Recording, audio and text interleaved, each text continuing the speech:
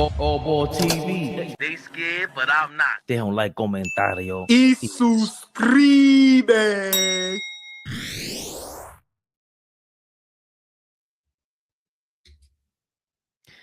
Yeah.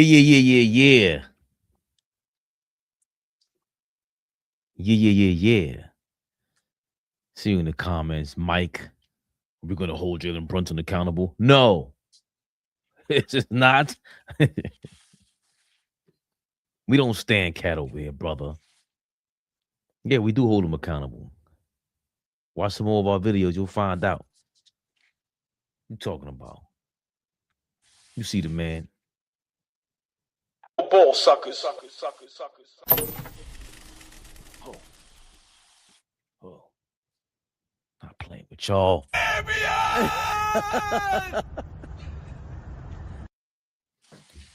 Big game tonight. The return of Jeff Van Gundy.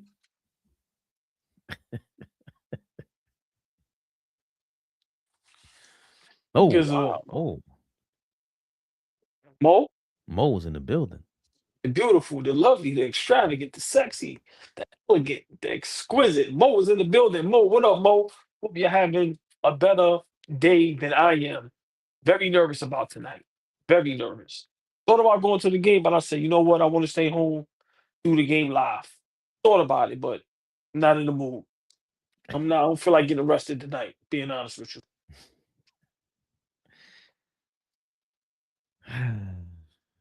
What game would that be?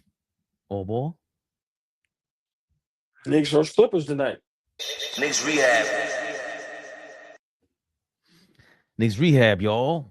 Let's get into it. Knicks versus Clippers tonight. Knicks on a 4-game losing streak. Kawhi Leonard and them boys. They coming back, having some sort of resurgence. Knicks in third place, of course, after losing to the Detroit Pistons last game. They're 4 games back. Not losing after getting embarrassed by the Detroit Pistons. Please. Getting mauled. The entire team just took an ass whooping led by the captain. Elbow dropped. Literally, Isaiah Stewart gave him an elbow drop. Nobody did nothing. Do they? Oh, boy, is it possible that they wanted Isaiah Stewart to smack Jalen Brunson up and get hurt? What's going on here? Where the enforcement? The way it's looking right now, been saying it. Yeah, they let my man out there to fend for himself. Old fact. You see it there. 4 games back. The Knicks of the Detroit Pistons, 1 game back, half a game back of the Celtics, and they're 2 games in front of the Toronto Raptors. 2 games in front of the Philadelphia 76ers as well. We need to play a couple more games to catch up. And here you see it in the Clippers. They're way down on the bottom, 13-22. They're currently not in the playoff picture, but if we look at their last 10 games, they're 7-3. They won their last game, but they all coming off. Speaking of Jaylen Brown, Boston Celtics, they all coming off a big loss to them 2 games ago. And that's not what the hell we're talking about. We talking about these damn Knicks, Karl-Anthony Towns, big beef, big problems. Huh? Out of nowhere. Mike Brown, all ball. All of a sudden, it was reported that Karl-Anthony Towns and Mike Brown had issues to start the year by Brian Windhorst. And I guess people caught wind of it. Let me pull this up. People caught wind. Why you pull that up? Good, I'm listening. Yeah, people caught wind of it because the Knicks have been slacking as of late, and I think Brian Windhorst and them recorded this 7 days ago, so it's kind of before everything really hit the fan for us. But this was him, Wendy, speaking to the Knicks' success. And really, there's a part here where he's talking about Karl-Anthony Towns and Mike Brown not really getting along. The Knicks play 12 players in May, okay? But When Mike Brown came in, one of the things he said was he was going to try to make a more dynamic offense that wasn't as based on Jalen Brunson. OG Anunoby and Mikal Bridges are having more effective offensive seasons. And he said they were going to play more guys. And, we're not playing 12 every night. They're using a whole bunch of second-round picks that they've had, Tyler Kolek being one of them. Their second-round pick from this year, who Diarra was picked like 51st or 52nd. He's in the rotation now. So, look, I mean, I don't want to, make, final pronouncements on the Knicks process. But, when they fired Tom Thibodeau, there was obviously a lot of pushback on that. And then their process to hire Mike Brown was not clean. But Mike Brown is executing the plan that he laid out when he got the job and what he said in the preseason. And the Knicks are playing very good basketball. They are, but it doesn't matter because it doesn't matter if they don't make. Well, welcome to the new year. No, but if you fire your coach after making the conference finals for the first time in 25 years, there's only one thing that matters, which is making the finals. That's not a criticism of Mike Brown. He's doing a great job. He is following through on all the things you said are true. But at the end of the day, if the Knicks lose in the first or second round of the playoffs, or even probably, frankly, with as wide open as the East is, if they lose again in the conference finals, it's not going to matter. So all of this is good, and it's all building in going in a good direction. And Tyler Kolek, his emergence has been a positive development. If Diarra can continue to be a player that can be impactful for them off the bench, that is a positive development. Miles McBride's had a really good season. Building out what he's done in the past, that's a positive development. They've got Mikal Bridges playing great. He's hitting a ton of shots. That's a positive development. All these things are positive developments. But the Knicks are only going to be judged at the end of the day by how far they get in May and June. And that's just the reality of the situation they're in.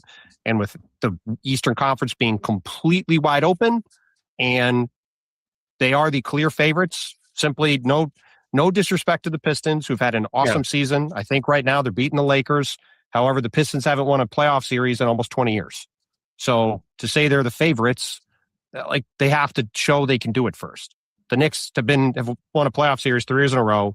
They just made the conference finals. They have a bunch of playoff tested players. They have a coach set up. Brown's fair if he could question. Wearing Wick Cooper, and that's a guy who's playing. So Leon Rose gets a lot of credit for building this Knicks roster. And look, nothing really matters unless Jalen Brunson. The Jalen Brunson move is the king move, right? It's you acquire in free agency an all NBA player like this. But they've got this old master running their scouting, Walt Perrin. And, you look at this team, Miles McBride's second round pick, Tyler Kolek's second round pick. I don't want to say Mohamed Diarra is like, going to all of a sudden just be a rotation player, but he, second round pick. I don't want to get so excited about Ariel Huck-Porty, but I think he was picked in the 50s and he's been in the rotation. Like, we get on teams for not drafting well, and the Knicks have traded away a bunch of picks, but for the New York Knicks to be stocking their roster with second round picks. Yeah, they're doing all the right, all the right stuff. Like, everything you said is all right. Yeah, my bad. I was trying to cue up a point where Brian Windhorst, he basically said that to start the season, there was friction between Cat and Mike Brown. And of course, we saw that when the season started and Karl-Anthony Towns came out and he said, "Yo, I'm having trouble, understanding this offense. I don't understand my role." We heard him repeat that in a different press conference, but this was him after losing 4 games. Karl-Anthony Towns being blamed. He's a scapegoat for all you Cat lovers. But guess what? We don't care. Karl-Anthony Towns responding to the meeting that the players had after a 4-game losing streak. Is it frustrating going through that adjustment, or how are you handling that adjustment? I just lean on my experience. I've unfortunately had to adjust to a lot of head coaches, and a lot of new teammates and situations and stuff. So I'm just leaning on my experience and knowing, we gotta do what I gotta do to move forward. So you gotta do what you gotta do to move forward, all ball. The problem is, I don't know if I see much of a difference between that Karl-Anthony Towns and DJ Zulu. Did a great job of pointing out. He sounds the same from a couple months ago. You see, October 25th, 2025. It's Karl-Anthony Towns to start the season. How do you see yourself in this new offense? Being able to showcase your game? Honestly, I don't know. But we figuring it out. I said, but honestly, I just don't know. Yesterday, you have the biggest adjustment in this new system, Mike Brown's system. Is it frustrating, going through that adjustment, or how are you handling that adjustment? I just lean on my experience. I've unfortunately had to adjust to a lot of head coaches, and a lot of new teammates and situations and stuff. So I'm just leaning on my experience and knowing, we gotta do what I gotta do to move forward. How do you see? I don't know. Don't see much of a difference there with Karl-Anthony Towns. October, a couple days ago, and a couple videos we could get through, because we also seen last year around this time. Pretty similar words, all ball. The same feeling we're having now. I don't know how it sounds any different. And Josh Hart had to remind everybody, this ain't about any individual egos. We are focused. We give off the right energy. We can't have our own individual agendas. Can't do any of that. We got to make sure we're locked in on this team, sacrificing for the team, and go out there and play. Go out there and execute at a high level. We have to go out there with energy. We have to go out there with no egos. We have to go out there with no individual agendas. We have to go out there and sacrifice. I think that's the biggest thing. We're a new group. We're still learning and still figuring it out, but we can't expect to just have talent and go out there and win games. We got to lock in and compete. I think we lost the game because we came out and didn't do anything we were supposed to do. Like I said, we didn't come out with energy. We didn't come out to execute. We didn't come out, willing to sacrifice. We didn't do anything. The ball's in our court. Ball's in our court. That's how we were feeling last year. And it just seems to be pattern now. Start the year off, cats confused. Last year, we were talking about who had an ego. There was rumors that it was OG Anunoby, who we will get on in a second, because, I'm the biggest OG fan, but I ain't happy with you. And, after Brian Windhorst did report that a couple of days ago, it's kind of like we knew it already anyway. But now it's not changing, all ball. Like, what are we looking forward to now with Karl-Anthony Towns? What are we feeling right now, being that he still looks the same like he did 2 months ago?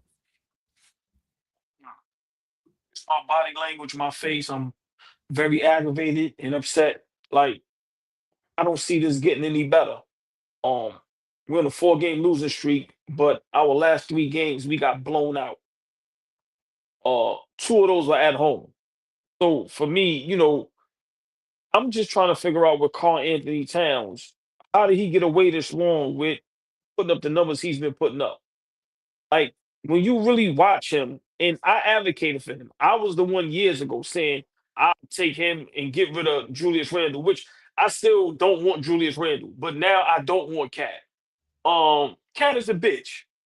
Let's call it what it is. Like, that's just what it is. Those 2 clips at the podium, he's like a bitch. No mannerism, no toughness, no nothing. Just sitting there, just taking it. Bruh, this is all his fault. Now, when you really think about it, this is all his fault. Listen, man, when Brian Windhorst said what he said, as far as like, the plan that Mike Brown has, and the plan is working to a certain extent, that just means Pat is not okay with that, because the what Josh Hart is talking about, guys having their individual agendas.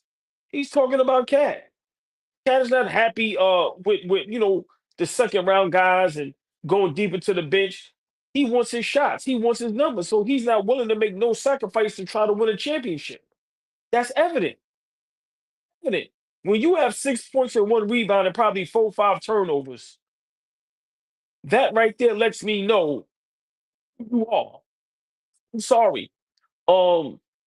Cat is the problem, and we need to trade Cat. I don't see the situation getting better. Cat looks unhappy. Cat looks upset, and you can tell he wants to be something he's not. The money that he's making, in his mind, he's a superstar. In his mind, he's the number one option. In his mind, he's still top 10, top 15 best players in the NBA, and he's neither one of those things.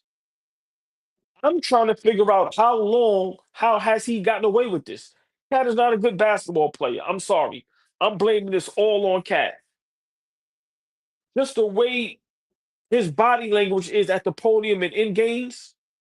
Listen, him and Brunson doesn't get along, and we all know when two players don't get along, you have to move one of them. We know it's not going to be Brunson. So I'm just trying to figure out what's taking so long for them to move Cat. Like I told you, at this point, if it ain't for Giannis, it got to be for something. But I think Cat is he's the one that's spoiling everything. I think his bad energy, his bad vibes, his individual agendas that Josh Hart is talking about, I think is having an effect on everyone. Cat is not happy. He's making it known. And I don't think he's happy with Mike Brown's plans as far as for him on the basketball court. I don't think Cat cares about winning a championship.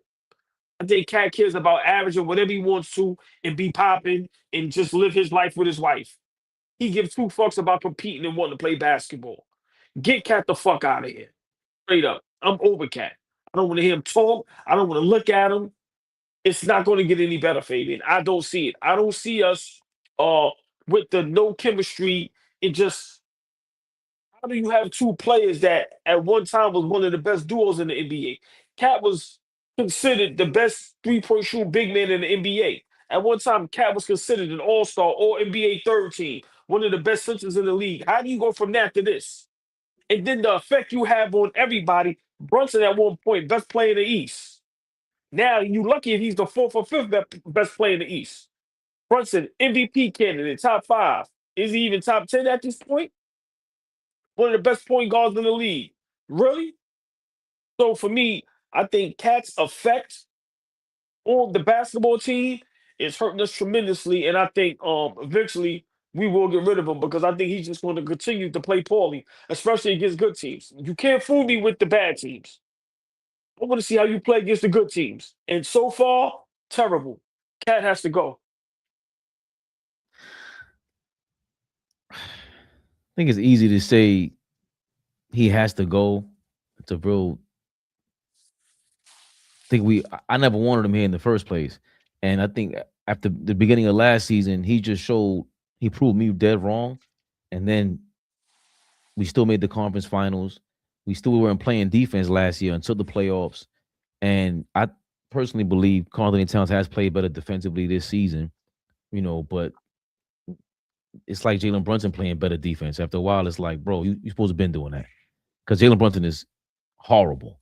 And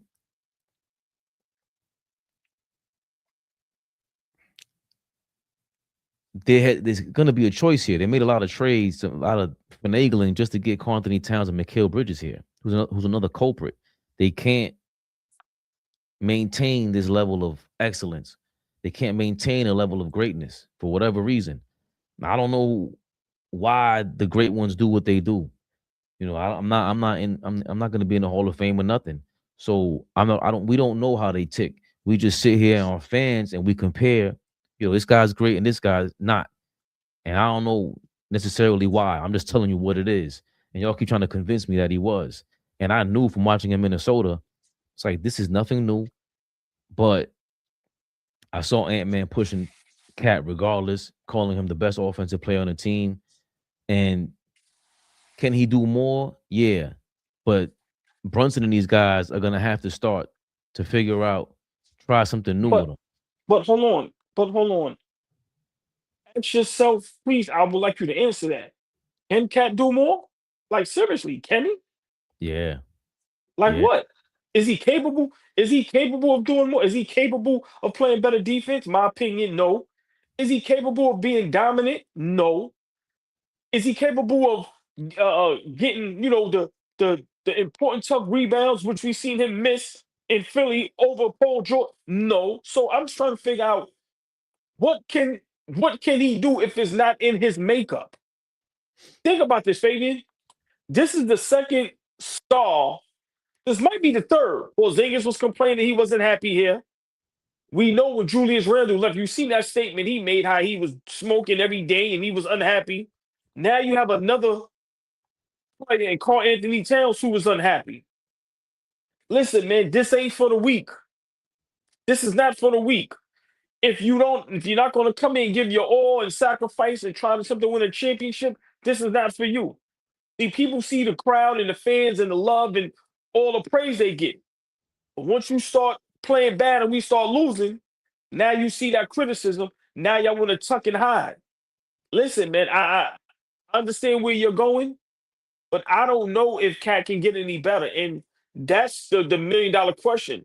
Please said it last season about Brunson. Can he step it up and get better? And before this little 4-game loser streak, we were so high praising Brunson. It seems like Cat can't get any better. Seems like he can get worse. Well, I think that the Knicks can be better and we've played better. And let's play this clip of Mike Brown real quick on what the Knicks have been doing passing wise this season and lead me to my point. Yeah, it's not Jalen. We watched it today. Our last game, we had our lowest pass total. I think we had 229 passes for the game, and we're averaging a little over 290. And it's big. When you talk about 70 less passes in one game, it's a big difference. And I showed our guys today we had opportunities where we could have got off the ball sooner, and that's across the board. We had opportunities where we touched the paint and we could have sprayed it, but we tried to finish and got our shot blocked. So you got to give Detroit credit. Good defensive team. They were ready for us. They were hungry for us. But there's still a right way to play that we know we're more than capable of.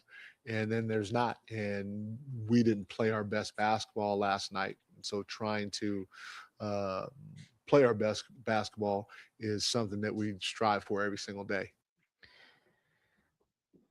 I don't know who's striving for necessarily, because again, I just seen a quote from Mike Tomlin where he said, "Don't tell me what people are capable of doing. Tell me what they're willing to do. And the only way you can show me what you're willing to do is just by doing it. Everything else doesn't really matter." So with what you're saying, of course, with Cat, that is what it is. We haven't been seeing you on the court performing, but even with when Jalen Brunson called out Cat the other day with the foul calls, it turned into Cat responding by saying, "I'm going to keep doing my thing. Maybe I'll have to change my game up a little bit if that's what they're trying to tell me I need to do." The refs didn't tell anyone else that, but they're telling me that maybe I have to do that. Then Jalen Brunson, of course, said the refs have meetings, they watch film, they do their homework. I think they go into games figuring out that what they need to watch for. And Cat just had to do a better job of not using his off arm.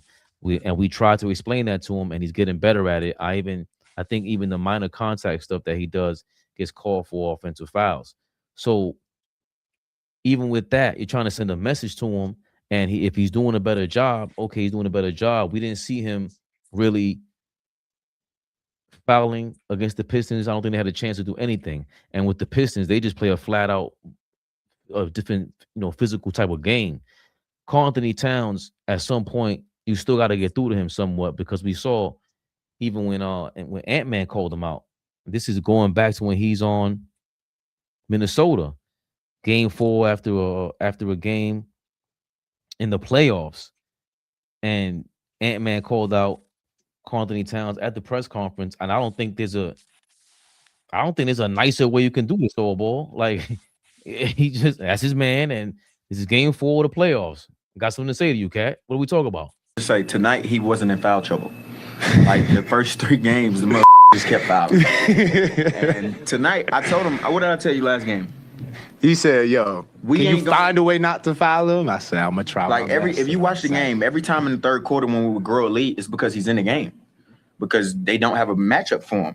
I'm like, Cat, we're not gonna win game 4 if you foul. I told him yesterday, we're not gonna win game 4 if you keep fouling. You keep fouling.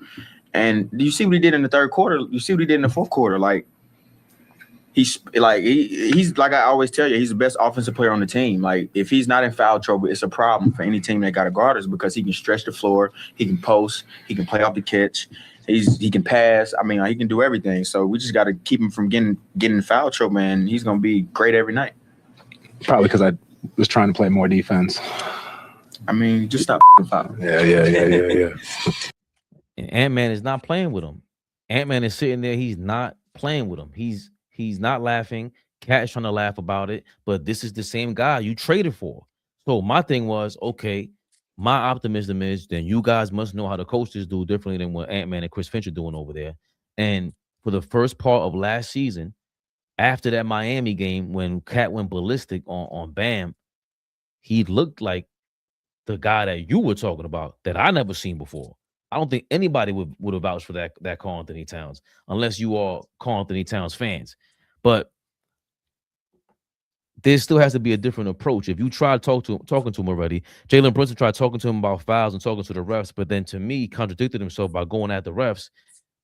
There's something that y'all are not letting him feel comfortable with expressing himself.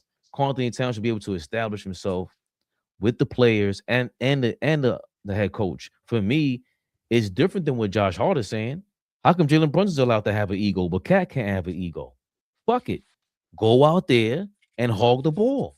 You got to do something different. Brunson, somebody got to be able to tell Cat, yo, dog, you 7 feet.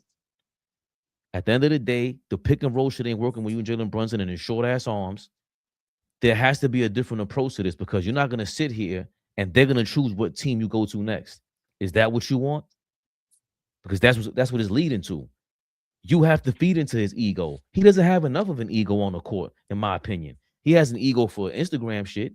He has an ego for what he thinks we want to see off the court, but he's never had enough of an ego on the court, to me, because he would be so way more prideful about working underneath the three-point line. Shooting, being the best big man shooter of all time is... He doesn't even realize he lacks self-awareness when he says that. Bro, you're 7 feet tall and you're proud of that? Dirk wasn't really proud of that till he got over the hump against Miami. That shit really wasn't a thing. We weren't really screaming for Dirk. Like, we thought he was unstoppable. But until he showed improve against Miami, we wasn't feeling that. Steven Jackson checked you. This other guy checked you. The Golden State Warriors checked you. And who was it before? After that, Miami beat them before that. So all these things are leading me to believe that Karl-Anthony Towns doesn't have enough of an ego. And for a guy to be a number 2, which means that sometimes you're a number 1. And boy, oh boy, did we need him last night and throughout the season to be a number 1 at times. He doesn't have enough of an ego to be a number 1. And I think they're sending the opposite message to Karl-Anthony Towns that they should be. Bro, go ball out. Go make Brunson mad. Fuck it. What's he going to do to you? You 7 feet tall. Well, yeah, everything you're saying, and majority of it, I disagree. Pat hogging the ball, you see what he does 9 times out of 10 when he gets the ball. He looks terrible. Everybody looks terrible when they got the ball, except Brunson. Let's call it what it is. Now, Brunson has to get some flack. You cannot be a point guard and have 0 assists in any game. That is unacceptable. But I've heard you a lot of times say, Cat needs to do this, needs to do that, be aggressive, take the ball, this and that. Listen, man, I watched him yell for the ball, scream for the ball, and when Brunson gave it to him, he turned it over. So, at this point, what I'm realizing is Mike Brown came in and implemented a certain offense, a certain style of basketball, and it doesn't complement Karl-Anthony Towns. And Karl-Anthony Towns is not feeling that. That's what this is all about. Karl-Anthony Towns wants to be the main person. He wants to be the focal point. He wants to be the center of attention. When the last time you heard Dipset Cat? When the last time you seen him wear the Dipset leather with the big jeans and the constructs? When have you seen any of that swag? You haven't seen it all season. Why? Because Karl-Anthony Towns is caught up in himself. He's not worried about the team's success. He's worried about Cat's success. Mike Brown implementing his new offense, which, by the way, is great because Mike Brown seen last season, okay, this what didn't work for the Knicks with Tom Thibodeau. Guys need rest. We need guys to be healthy and have enough energy into the playoffs. So let me implement some of these younger guys and let them get some game under their feet and let some of our guys get some rest and not play damn near 40+ minutes a night. That means less touches for Cat. That means less minutes for Cat. Cat is not willing to sacrifice any of that. And what is it doing? It's hurting the team. It's a detriment to the team. Now, everybody else is not having a great season either. Like I said, up until now, Brunson has been playing bad. OG and Bridges. But listen, by Cat being a second option and maybe the number one option at times and being traded and brought over here to get us over the hump, how can we not blame Cat? Bridges and OG wasn't brought here to get us over the hump. It was Karl-Anthony Towns. Everybody else was brought here for us to be a good basketball team. Cat was brought here to get us over the hump and potentially win a championship. It looked like a championship contending team night in and night out. And be a Batman or Robin on any given night to Brunson. And at this point, he's Alfred. Like, so for me, I don't think it's no fixing Cat. I think the only thing to fix Cat is to send him somewhere where, he doesn't care about winning. Because all Cat want to do is shoot threes. And like you said, get the love, get the big money, and be fly on Instagram. Because like I said, you could tell there's no sacrifice. There's no, okay, I'm having a poor night tonight. Let me get a big block. Let me get a big rebound. Let me get a big defensive stop. Let me dive on the floor. Let me give up energy. You don't see guys clapping for nobody. You don't see no guys on the sideline yelling when the young guys make plays. You don't see any of that from Cat. I expect that from Cat and Brunson. I don't expect that from nobody else. So for me, I don't see no fixes. The only fix I see is getting Cat the hell out of here. Real quick, some super chats in the building. Appreciate y'all, man. Let me loosen up my tie, huh? Great Tate debates. Thank you for your $5. Detroit Homer here. Another Detroit Cowboy. Detroit Homer here. Offensive rebounding, quicker and faster pace, and never leave Diawara on the bench against young dogs like the Detroit City. We talked about that. Another problem I had with Mike Brown now, I would expect to see you make those coaching changes and those lineup mishaps earlier in the year.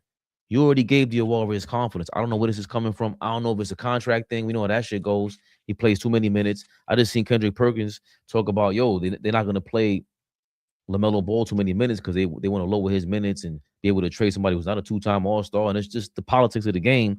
I don't know if that plays a factor into this. Also, the Knicks just cut, I don't know how to pronounce his name, but he's gone. And they kept Trey Jemison, the third, on the roster on a two-way contract. So maybe these things factor in. But if we're talking about winning, I just see Diawara as a winning type of energy, and we see that progress with him. I don't understand why he's not playing with Cat, trying to get into the transition basket into the front court when we have nobody who can do that right now. Nobody. Josh Hart is the only one that usually tries that, but who else is going to, attempt to do that? It just didn't make any sense to me. Lee giving us a 199 from the chat. What up? So he wants to play. What is this? Expectations in New York? Can Greek handle it? We going with the Greek question already?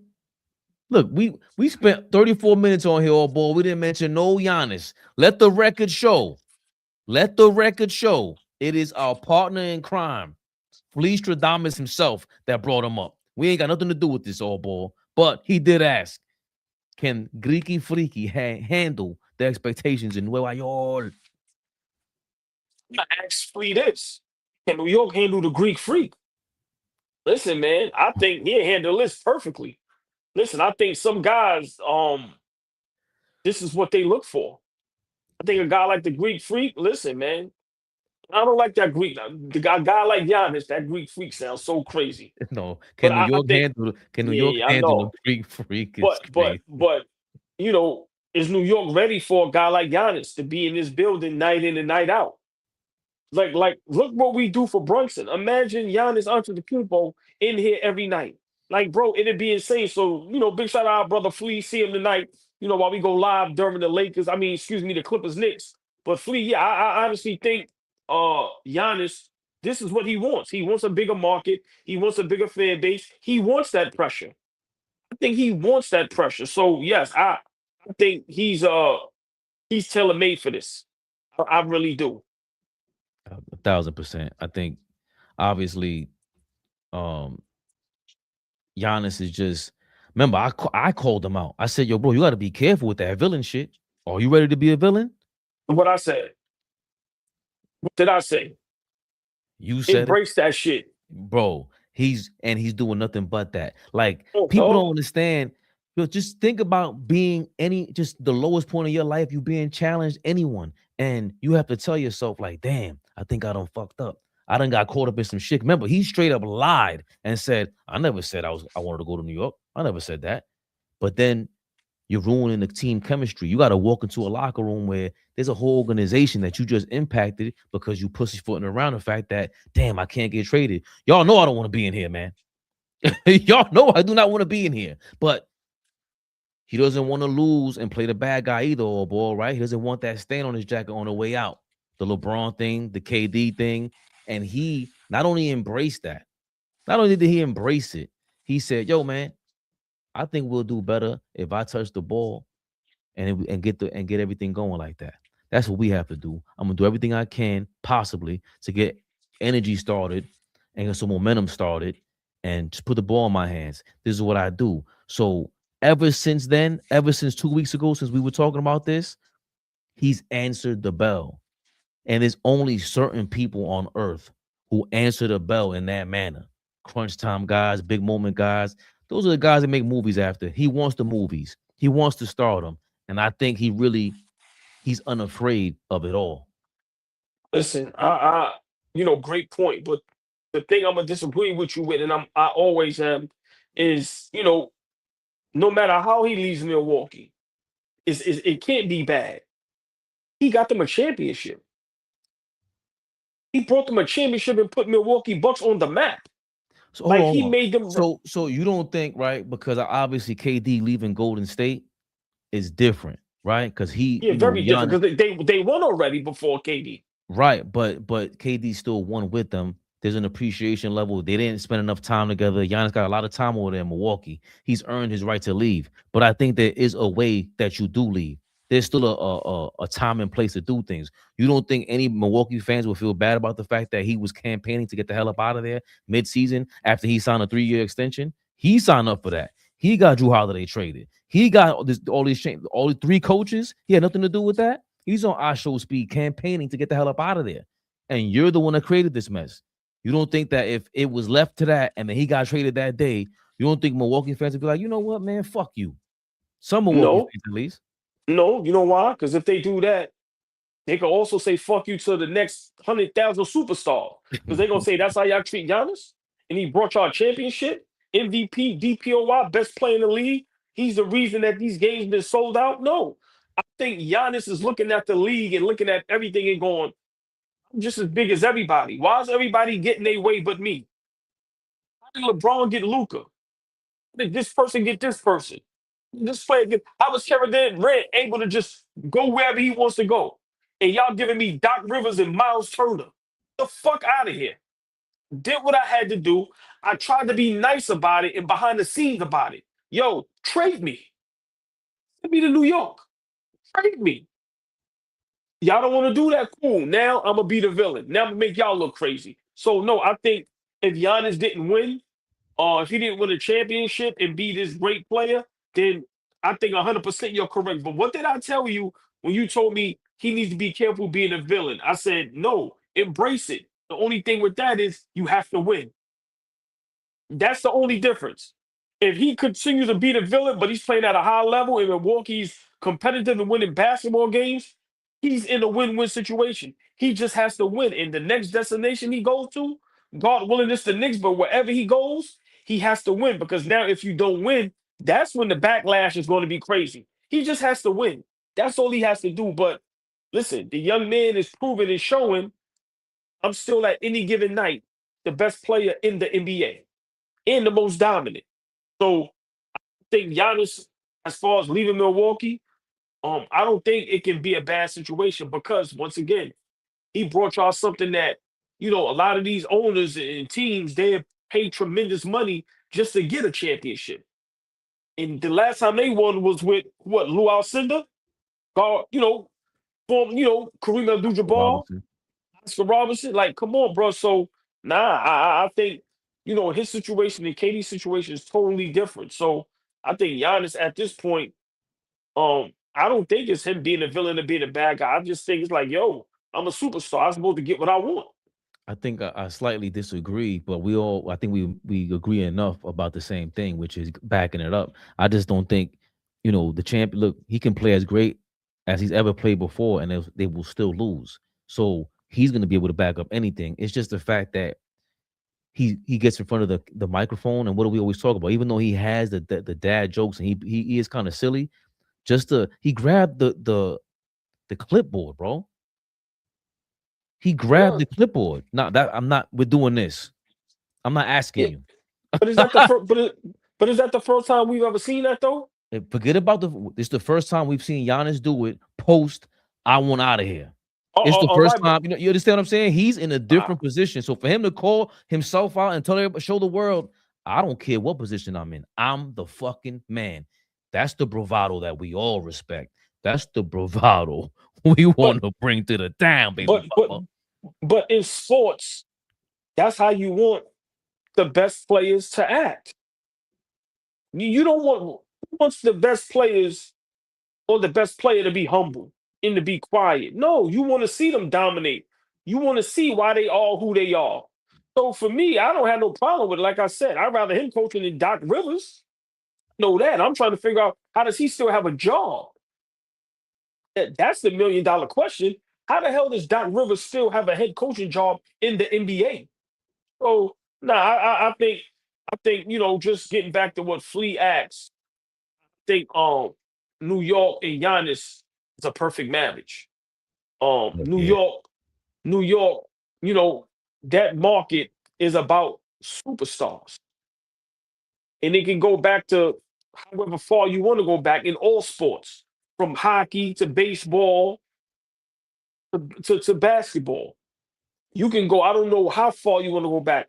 New York is about having superstars. New York made Odell Beckham a superstar for a catch that didn't even count. That's what New York is about. So for us to not actually have the superstar that wants to be here, it's insane. I'm still trying to figure, maybe we can have this talk another time when Flea's up here, because I know he'll love this. How the hell do we go all out for Carmelo Anthony? No disrespect to him, but we don't give up the house for Giannis. Different administration. Carmelo Anthony's agent at the time is now running this organization. Ironically, now that you say that, same owner. Melo wasn't a former champion, former MVP, former DPOI, averaging 35 and damn near 15. And we have the pieces.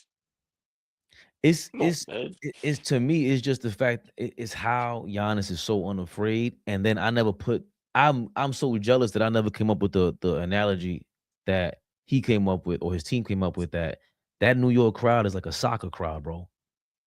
You know how crazy soccer crowds are internationally, and he knows that. He's like, yo, no, if I went over there, this shit will be crazy. He wants this. And he's frustrated because I guarantee you smart guys like that is going, when we really think about what we gave up for Melo and people was mad, the best player in that deal was Gallinari. The fuck out of here. What are we talking about? Yeah, it's a different. Listen, it's different. No.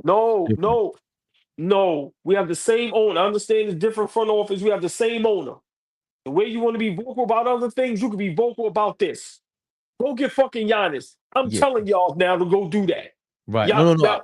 Yeah, I agree with you. I agree with you. What I'm saying. I remember you wanted Cat. and I was wrong. You wanted Donovan Mitchell. And you probably wanted Carmelo Anthony back then too. But what I'm saying is that what I ultimately agree with you about is that if you made those moves and wanted to do those moves, remember they said Donovan Mitchell was a Knick overnight, and that shit just changed out of nowhere. He was getting ready to pack his bags, right? Well, if you were willing to do all that, you have to get Giannis. It's not a question. And that's what I'm not understanding. All I'm saying. The Donovan Mitchell thing, to have him in the backcourt with Brunson, I still don't see what's wrong with that. Now, how the roster will look after that, to me, that's when you'd be like, okay. But of course, what Danny Ainge wanted, when Donovan was in Utah was way too much. That's why we didn't make the deal. But I'm saying right now, watching what we gave up for Melo, why are we so hesitant to give up for Giannis? Yeah. I just don't understand.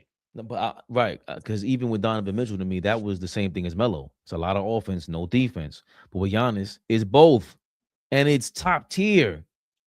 Like he's the creme de la creme. There is anybody you mention as best player in the game, he's involved. It's hard to get over that right now. He fixes. See the difference with us getting Melo and potentially us getting Donovan Mitchell, right? And then fast forward to if we get Giannis. Giannis fixes everything that we have a problem with. He fixes defense. He fixes getting to the free throw line. He fixes spreading the floor because you have to double and triple team him. We have one player that you have to double team, and that's Brunson. You're not double teaming OG. You ain't double teaming Bridges. You ain't double teaming Cat. Matter of fact, they are putting small guys on Cat. So the big man can play free safety and defend the paint. Mitch Robinson ain't getting the ball. Josh Hart, you ain't double teaming him. So what Giannis brings to the table fixes so many holes and problems that the Knicks had. And that's the thing I don't understand with all these basketball analysts and just platforms and networks. It's like, how do you see a bad in us getting Giannis? I don't understand it. I just don't. Now that you say that, they put the big man on Josh Hart all the time to hide him in the corner with him. You can't do that with Giannis. Oh, bro, you got to double and triple team Giannis.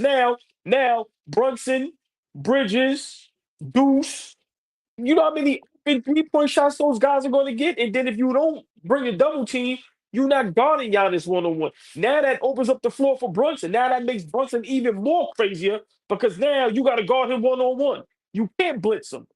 You got Giannis over there. So I just don't understand all of us that say we know the game. And, I'm not calling nobody stupid. We are all very smart. Shout out to everybody that talks sports and basketball. But for people to find a negative in the Knicks going to get Giannis, it's insane to me. Insane. Well, small super chats. Rico from the Bronx. I'm back, baby Bubba. OG love the heart hairstyle. No. You got a Josh Hart braids? Nah, you see me, Rico. Look, them things hanging. Now, I'm simple, man. Look, straight to the back. I'm not doing no designs. I'm not doing none of that. I'm old school. I ain't getting the baby hairs and all that. I'm old school, man. Big shout out to the BX. Rico, we will be going live during the game. That's what we will be doing. Catches was it 7:30? Hour and a half. Clippers, Knicks. We will be joining us. Do not get it twisted. If you are wearing headphones. Is it 7 or 7:30? Don't tell me it's 7. Damn it. You gotta make sure. I think it's 7. Oh. It's 7, right? 7:30. Okay, that's good. Okay. At the Garden, hour and a half. We talked about Giannis. And we also talked about just what we know about superstars being in New York. You mentioned them. One superstar been here in New York, no matter how they traded for him. He was here. He was experienced. He knows. And I compared him to Brunson before in terms of one-on-one game. He's a killer. Nobody doubts that. Carmelo Anthony was watching that game against Detroit, and he had some things to say, ball. He had some things to say. In the words of Mike Brown, they kicked our ass. Like, you know, and I just think what we saw yesterday was a team in Detroit who really understood the assignment last night. They understood what was at stake. They understood, hey, we could send a message not just to the New York Knicks and the teams that's behind us and standings, but to the whole NBA. And when you get that Detroit playing that way, it's very tough to beat those guys.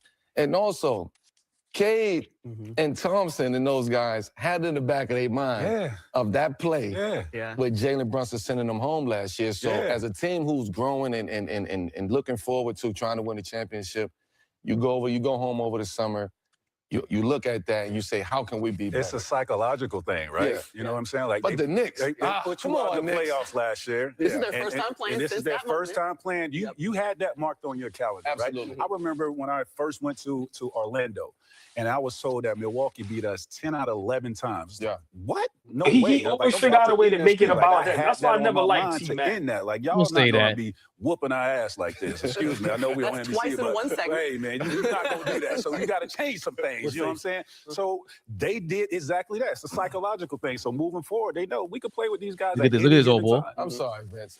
This got me tight. Look, he comes Yes, into sir. Yes. Thank you. Look at T-Mac. I'm watching the game, man, and it's like even in the late game offense, like it's how Pay attention. That's how you got me. Yeah, talk to him. The late game offense becomes so predictable, man. The shot creation is that burden on Jalen Brunson is too heavy on his shoulders from a night-to-night basis. I said the margins are thin for the other team. I did. The margins are very thin because without easy offense, I would miss shots the Knicks miss shots that they turn into runouts the other way. And when you just focus on Jalen Brunson and there's no movement, there's no offense, there's stagnation, and you getting, I don't want to say get punked, but you're getting punked. Yes. In a sense. So the Knicks will take this game and build off of this. I don't think this is a time to panic, but they have to get their stuff together. The last past games haven't been showing that. With the Knicks playing this team, Yeah. they have to shoot the ball extremely well. We don't get enough possessions. They don't get enough possessions. But what I'm saying is they're a great defensive team, Absolutely. but they're also an unbelievable rebounding team. Yeah. So you're going to have to make shots to get this team because you're not getting these rebounds. Oh, man. They're the second best against their half-court defense. Out-rebounded 44-30. Yeah. Outscored them in the paint 52-34. Cat only had 6 points. Yeah. Only 8 made field goals by the 4 starters not named Jalen Brunson. Yeah, of course it's not going to do it. If I may, I want to give a shout out and show some love to JB Bickerstaff. Yes, sir. For what he is doing with this team. Yeah. We know he did a great job in Cleveland. The time was up, but he now he belongs. Let's remind the people, 2 seasons ago, where were the Detroit You see what I'm Pistons? saying? Worst record in franchise history, 14 wins. That's where Shout they out were. to Detroit though, because they taking that step. The Yeah. Knicks is just I was watching the game last night and I'm like, where's Cat? Where's OG? We can't rely on Kolek like that. Like what he gives us is a plus. He could get down, he could play off a pick and roll, but on a night-to-night basis, who's going to be the Knicks' second option? And the second option. What was that? Night basis, who's going to be the Knicks' second option? No. And on a night-to-night basis, who's going to be the Knicks' second option? And the second option cannot be indecisive. Whoever's making more than $25 million. They all are. So it ain't about the. They all need to step up. And they also had in their mind they're going to make it tough for Cat. So if Jalen's going to get his, like you said, that second guy, well, we're going to take him away. We can't take Jalen away because of his ability. No, man. But Cat can't have 6 and 4. I agree. That's what I'm saying. 6 and 1 and OG. You're never going to. That was the game. Not going to win. You know, and I just think the Knicks are not broken. Yeah. No, you know, They it's just lost 4. from They just broken. lost 4 straight. Everything's fine.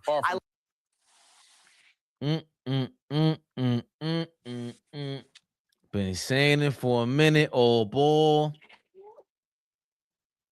Said it when we got him. So Jalen Brunson's gonna be the #1 option still, right? So people all good about that. Cat could be a #1 option this year. Dude, what the fuck y'all watching? #2 option.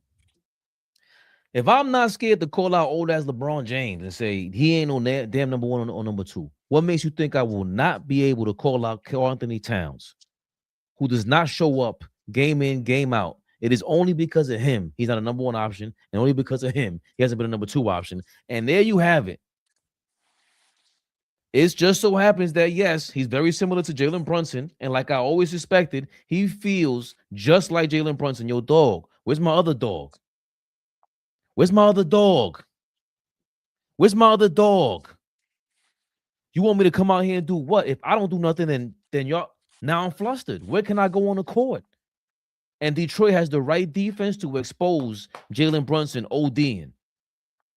He can't pass the ball throughout a double team. He made a lot of mistakes. I didn't like the way he handled double teams. Isaiah Stewart is right in front of your face. Give the ball to Mitch. You could get it back. He could toss it somewhere else on the court. Mike Brown, you got to get somebody else on the inbounds pass. There's a lot that we can get Jalen Brunson off the ball with. Ojanobi, Mikal Bridges playing horrible. Deuce is playing exceptional. Yes, there are some things we could point to here, but there's no way in hell Karl-Anthony Towns should ever play like a fourth option. And all these guys play like fourth options, and that's been my problem. I don't care if Brunson is back. I don't care what the game plan is. Which one of you guys are going to step it up and not allow Carmelo Anthony to be on national TV and say, yo, who's the second option? Oh, boy.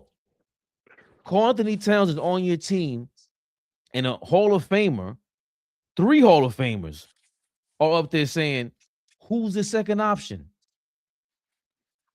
This is the disgusting part. And I told y'all, Cat fans, I'm not going to hold back anymore. So don't come in here for nothing.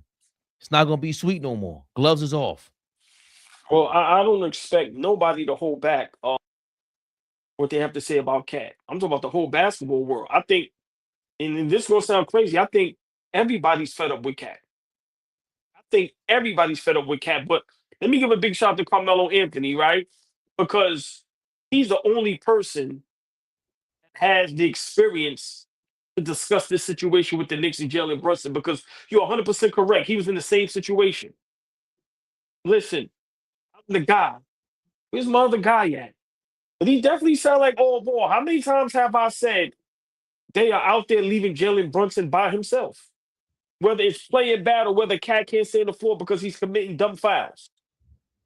How long can someone do it by themselves? Carmelo Anthony tried it his whole career. It didn't work.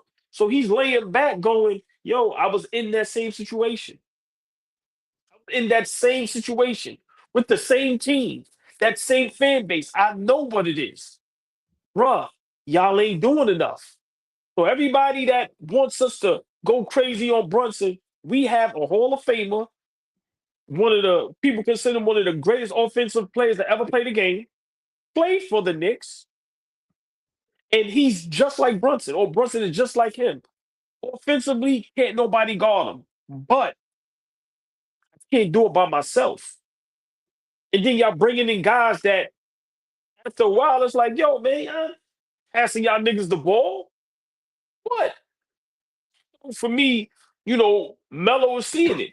And this is not the first person that I've heard talk about Cat as far as like, yo, bro, you supposed to be the second option. Where you at? Where you at? Where are you at? Where's the help? That's the purpose of having 2 stars. That's the purpose of having the number 1 and the number 2. When one ain't got it going, the other one has it going. And when they both have it going, Lord have mercy. But it's like, yo, how long, and I kept saying this, how long can we get away with having average guys? At this point, Cat is playing average basketball. In a league today where people say this is the most talented that you've ever seen the NBA has been. And we have guys that are not, listen, I'm not going to say not talented, but compared to what's out there, we don't have no athletes. We don't have nobody that can catch a real alley-oop and tomahawk it. It's a lot of things we don't have. We paying these guys as if they are that. Listen, for Cat to be getting the money he's getting and to consider himself a number 1 or number 2, but you're playing like a reserve. Listen, Melo said it beautifully. He was in this position. He know what it feels like. He knows what it is. He's experienced this himself. What Cat is not doing is what's hurting the Knicks. It's not Brunson. Yes, I agree. Brunson, you can't have 0 assists. You can't be that bad defensively. You do turn the ball over.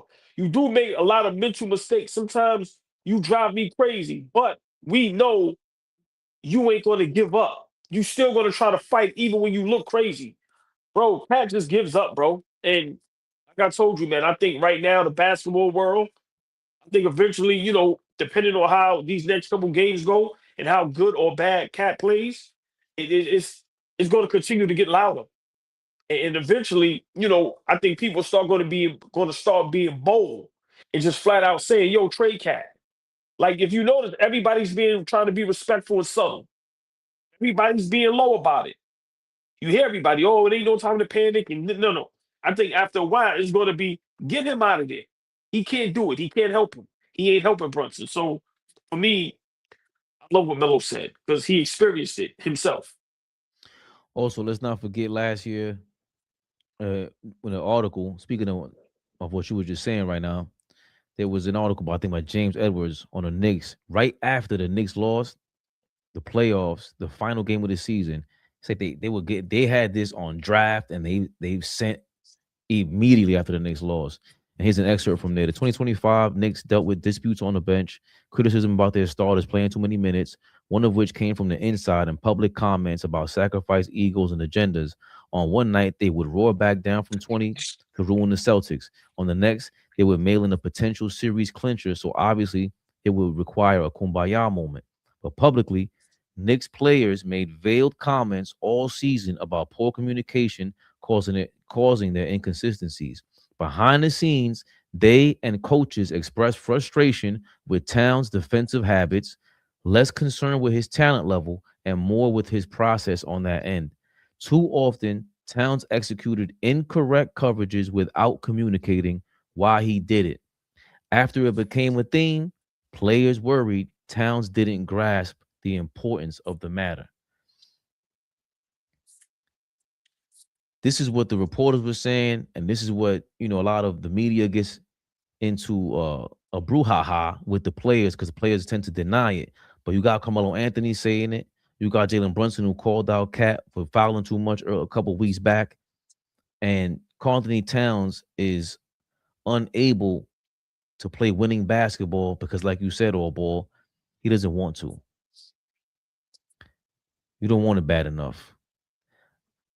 Out of all my criticisms with Carmelo Anthony being here, I never thought that he would get away from being himself. The one thing I loved about Carmelo Anthony and that I respect is that he was always unapologetically himself. Yeah, I'm gonna hog the ball. There's a commercial that I always point to that was for like some random, sneaker company. And he's standing in the background, and you got two Knicks fans going back and forth about all Carmelo's flaws. He's a ball hog. He only shoots this way, this, that, and the third. And they turn around, they see Carmelo Anthony. He's just standing there. He laughs and walks off. But it always showed me that, oh, shit, he hears everything we say. He just doesn't give a fuck. Oh, I respect you even more.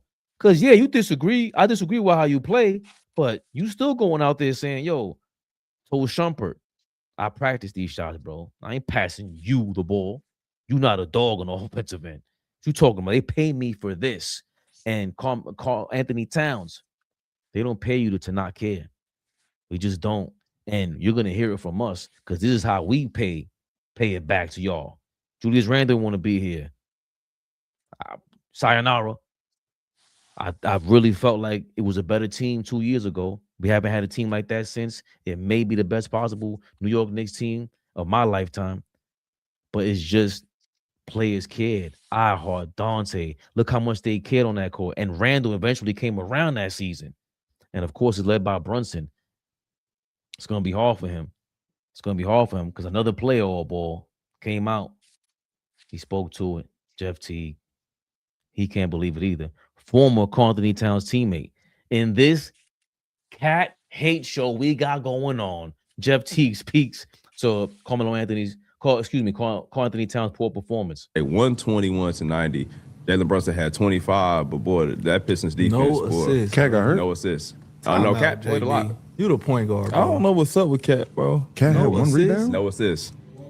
1 rebound, 6 Well, points. shit, Cat got 6. That'll get you no assists. Yeah, I don't know what's up with Cat. I mean, he's not having a horrible year, but he's just having so many games that's just like that's not a Cat moment. Like I've never seen Cat have 6 points. Yeah, I remember at one point in the third quarter, Cade had 9 assists and he had more assists than like the starters of the Knicks. It was something crazy like that. But yeah, that Pistons defense, boy, they had them frustrated all night. Cade had 29 and 13. OG had 5. Like Cat to play 20+ minutes and only getting 1 rebound. Insane. It's just not adding up to me. I don't know what's going on. I know He you being have aggressive. I know you have bad games, but like that's like it's a lot of these games from Like Cat. OG, okay, cool. Mitchell Robinson for sure. You're gonna have It's to okay glass. with that. But Y'all think being in a relationship ever affect how y'all play? Yeah. Yeah, I can see that happening. Like they going to late. I ain't going there. Oh, yeah, something serious to say. But I still, what took me back was Jeff Teague being so serious about that, old boy. Like, yo, I don't like that. He sounded genuine. Like he's joking around a lot. He's just like, yo, dog, 20 minutes, 1 rebound. Like, I don't know what's going on here. And the only thing I could think of is he wants out. He really is getting hot for him in New York. Him and his girl. It sounded good at first. They want out of here, old boy. Listen, man, I don't know what else people need to see or need to hear. Big shout out Jeff Teague. You correct. Normally he jokes and plays around a lot, which I love. I love his NBA stories, but he was dead serious. It was like concern, like, yo, it's not, he's having too many games like this. What's going on? And I told y'all what's going on. What Mike Brown implemented, Cat is not at the top of the list. I think him and Brunson doesn't get along. I think they never got along. Everybody laughed at me. Now look, there's no chemistry. You could barely play them on the court at the same time. And Cat just flat out gives up. I'm sorry. And, just going back to what you said about Melo, why we love Melo so much and why Melo rarely gets any New York hate is because he gave you his all night in and night out. You knew what you was going to get from Melo. Whether you win by 30 or lose by 40, Melo going to give you his all. And with Karl-Anthony Towns, that's just not the case. He's flat out giving up. We're watching it with our own eyes. So, with Jeff Teague and them, those guys know because they was in the league, right? So even when they bring up the relationship thing, which we ain't got to get into, but those guys know because, like I said, they played, right? They're connected. So, there's many vices and things that distract people, right? But for me, I just think, Cat isn't happy with however many coaches he's done had. Cat has problems in the league going back with Jimmy Butler. Now, Ant-Man, we see. Jalen Brunson calls him out. Him and Tom Thibodeau never got along. And I'm going to be honest, I don't think he likes Mike Brown because Mike Brown is not implementing that offense around him. Like I said, he thinks he's the guy.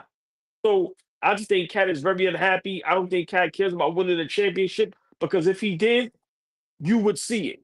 You would feel it, right? So it's just, for me, I've seen enough. I don't need to see another 2-3 months of this. I don't need to see another 10 games to understand when you watch a guy, see their body language and just how they are. They're not happy. So we got to make the move. He's not happy, Fabian. Also, Karl-Anthony Towns, I get it, having 10 different coaches in 10 years. I understand what he's saying when he says that.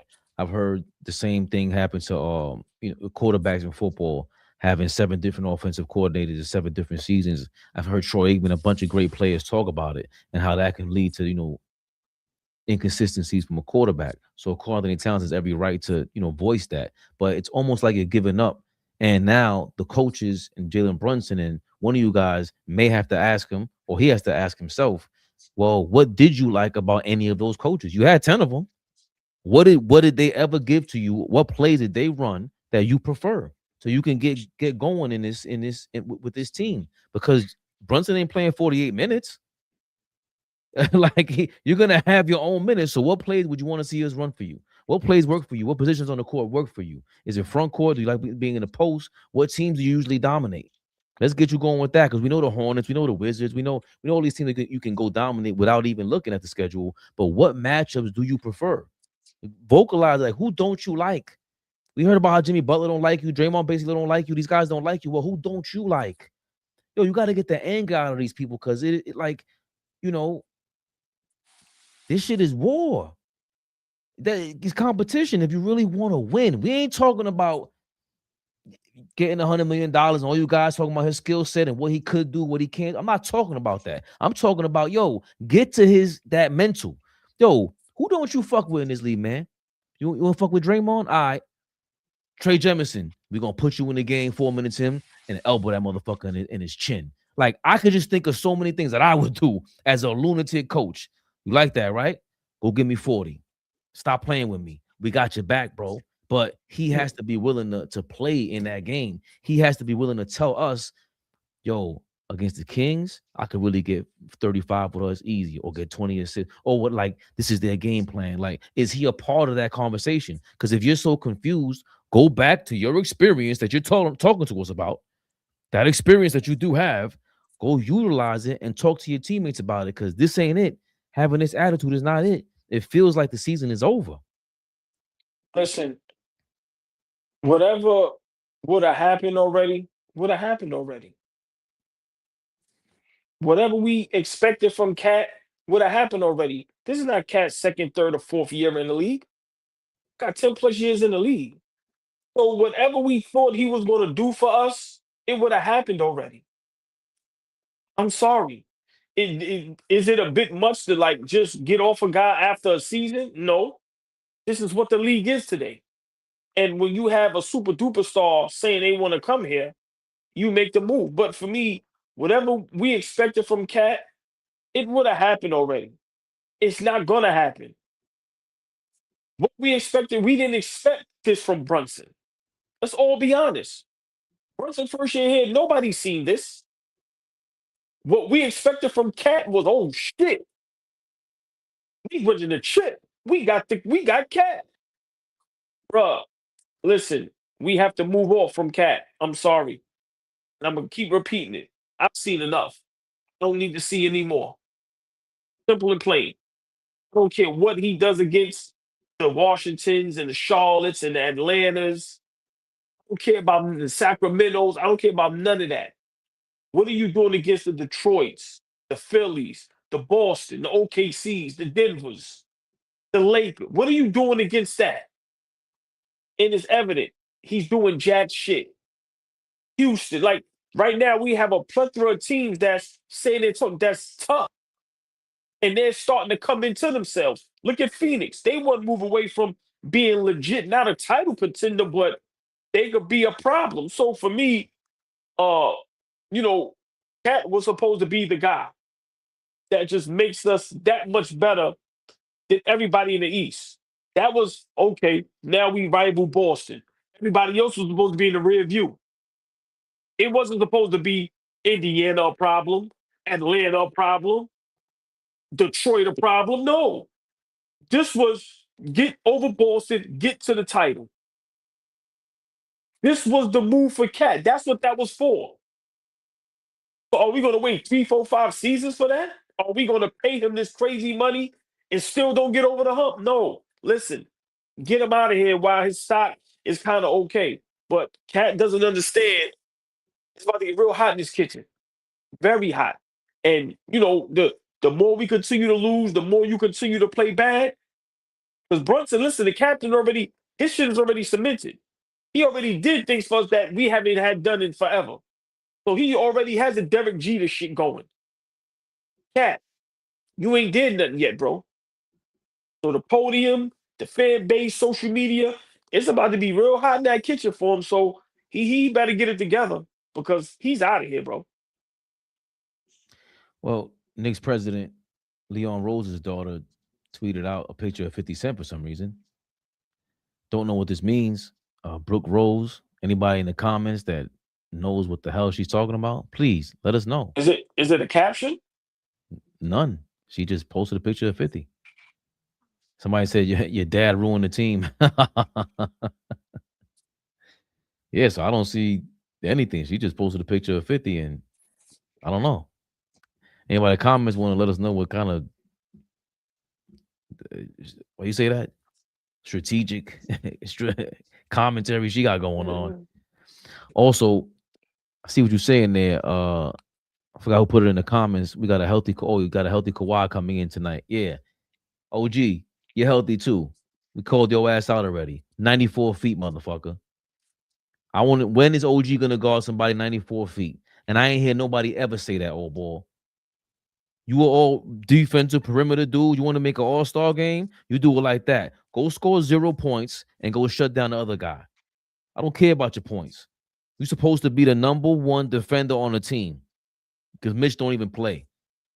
Where's the 94 feet of defense at? I don't want to hear any excuses. None. Kawhi's your role model or some shit like that. Go lock that man up, just like what Jimmy Butler did, old ball. I mean, excuse me, Jaylen Brown. Jaylen Brown, yeah. I'm gonna go guard the best guy, Kawhi Leonard, and I'm gonna still drop 50. No more excuses. OG Anunoby, he went. Maybe I overreacted the other day, but he's definitely on strike 2 for me. I'm sick of it. I'm sick of it, especially if it means Giannis is on the table. No, I don't think you overreacted. I don't think people's reacting enough to how bad OG has been. Like, yeah, we give Cat all this, but OG deserves just as much. Yeah, we know, he's not as good of a basketball player as Cat, but we brought him here to be a great defender. We brought him here to fix our defense. We gave him what he wanted, the max. And he's horrific as well. So no, you haven't been people haven't been too hard on OG. We want to sit here and blame Brunson all day and Cat all day, right? OG deserves a lot of that flack too. He deserves a lot of smoke too. And this is why, for me, he can go as well. If you're going to be in and out the lineup like everybody else, injury prone, and play 2 good games out of every 10 games, no, you can go too.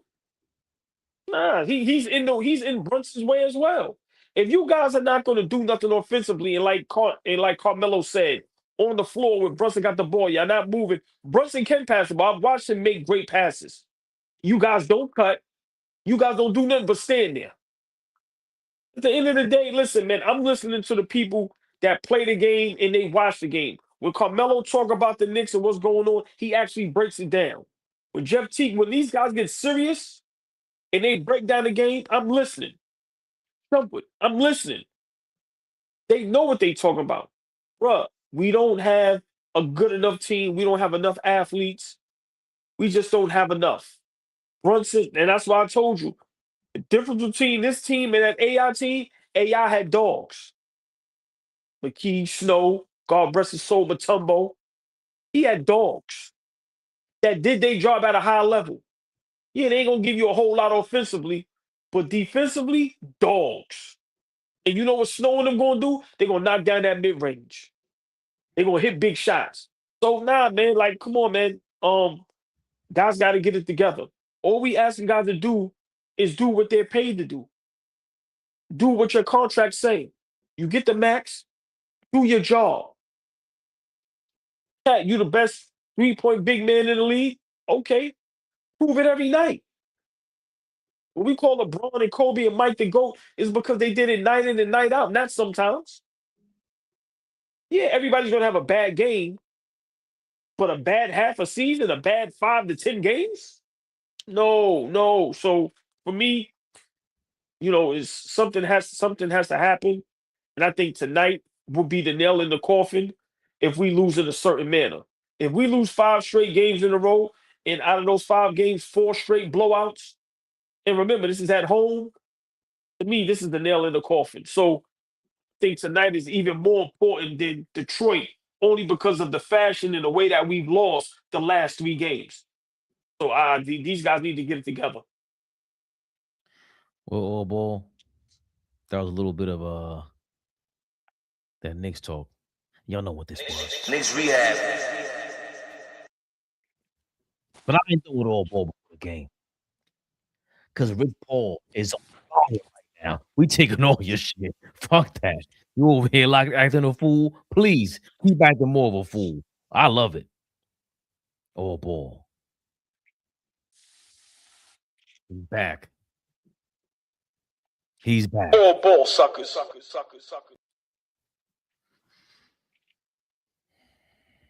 Rich Paul is back at it.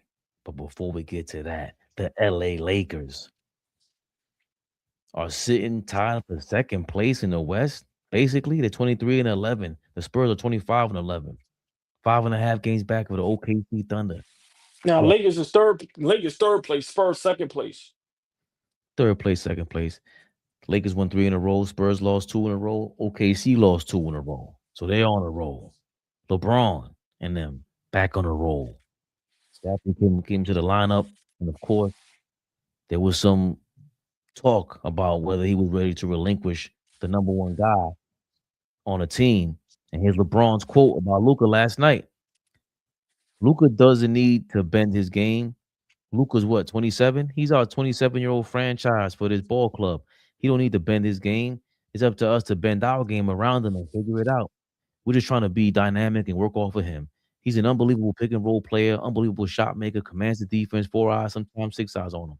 So it's up to us to put ourselves in the right position. It's not a problem for me. It's not an issue for me to be able to do those things. I don't know. I just don't think people watch basketball. You play golf, dog. You're hilarious. It didn't stop there. While LeBron's talking about being Luka's catcher or receiver or whatever the hell he's talking about, these guys are talking crazy over there all ball in LA. JJ Redick, his coach, was speaking to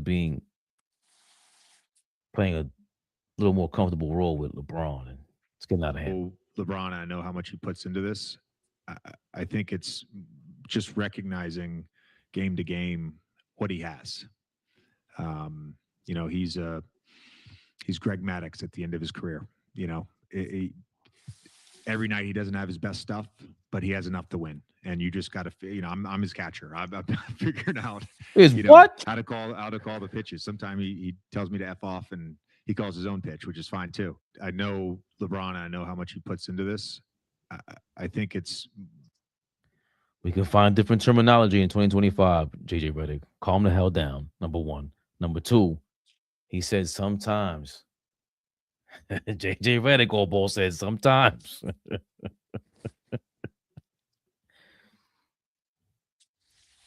LeBron tells him to F off. And he calls his own play. Well, we found some exclusive info on why maybe LeBron's calling his own plays. It shows that frustration. I'm sitting there watching. I'm saying, okay, so in the game, I saw some stuff, and when I catch eye contact with my guys, if they have an opportunity, they'll come over. So LeBron came over, and I was talking to him about what I saw, and I was like, do you see the same thing? And I was like, you catching the ball here with a live dribble, being able to bring over 2, because they're going to bring over 2, it takes Luka off the ball for a second. But what it does is it gets him, because Luka's shot, he likes to be in his rhythm on the step back. But he also has the ability to really catch and shoot where he's square. And it's just, it's doing 2 things. It's getting him a better shot, Luka, and it's also simplifying the offense for everyone else. And by the way, his shooting percentage, especially from outside, would be much better if he didn't always have to create his own shot. Yeah, but again, my thing is, because it happened last night, you get him a couple of those. Now because he hit a big catch and shoot 3, but then he came down, it wasn't the next possession, it was the possession after that, and he hit the step back 3 on the right wing because he's already in rhythm. And Luka's a rhythm. He's warm. Yeah, when he's doing that, he's a rhythm guy. And then we talked about, I said with 4 minutes to go, I like you and Luka in the pick and roll. And he was like, you talking about, because he could, LeBron I was saying, I Anthony. like y'all in the pick and roll. And he was like, you like who? 5? Talking about 8. And I was like, no, I like 77. He was 77 in the pick and roll. So if you watch the end of that game on the left side, they were really running a ball screen, and LeBron was setting it, but he was kind of like, nah, man, I'm kind of enough is enough. Yo, Paul, your man, he has reached new levels of scamdom Rich on. Paul is a Dominican scammer. His new name is Rico Pablo. He has reached new levels of scambalaya. This is crazy. I'm just trying to figure out. He had all this dialogue while the game was going on. Yo. Like, come on, man. Did he Like, did he have a walkie? Did he have a walkie-talkie? I'm not even in the mood to laugh because I'm so upset about my Knicks. So, Rich Paul, I'm asking you, you had this dialogue with LeBron James while the game was going on? So while LeBron had the ball, he ran over to you and you let him know all this stuff and like what? This is after JJ. Hold on, Paul. So JJ when it calls a play, LeBron says, fuck your play, and jogs down to Rich Rico Pablo. He calls it for the official Lakers play. Yo, these guys are insane. He said, if one of my guys is on the court and we catch eye contact, they'll come over to me. What? Did he have on jeans? Is those jeans he had on? I don't trust nobody that wear blazer with jeans. I'm just being honest with you. Or is that a different color pair of slacks? They look like jeans. You can't hold on. You can't have jeans with a suit and tie. No, that's what I'm trying to tell you. I don't throw the trust blazer over the jeans, but no brother, tie. listen, if you ever see me in a fit like that, I'm going to rob somebody. I'm going to con somebody. Anybody that has jeans on with a suit jacket and a tie, they are going to con you. You might as well call him Daniel Ocean. Because you are going to get finesse. Bro, I'm going to be honest. Him and Max Kellerman is so annoying. And they try so hard to sound so smart. Yo, bro, just talk. Stop trying to sound so astute and so profound. Bro, we on YouTube, bro. We in the world where, listen, man, say what you want, bro. Like, you say you was the guy in the streets that gambled. Where's that swagger at? Like, come on, dog. I'm just, listen, man, for a person to tell me they had a whole 5-minute dialogue with LeBron on the court while the game was going on. You tell me LeBron didn't listen to his coach who's getting paid to coach him, but he's listening to his best friend who just broke down the game? Yo, come on, man. Enough is enough. And for Max Kellerman to sit there with a straight face, this is when you need Jada Kiss to come out of nowhere and throw the flag that they do to Fat Joe. Max Kellerman need the flag that Jada Kiss do with Fat Joe. Flag on the play. Yo, bro, stop. Enough is enough. Enough is enough, bro. Cut it out. Enough is enough. Enough is enough. Yo, man. Let me tell you something. You got to commend the guy who goes this hard. Like Rich Paul, like, to not ever give up, the character. I got to commend you, bro. I got to commend you. Because in your mind, you got to be laughing to the bank. You got to be like, I got these niggas.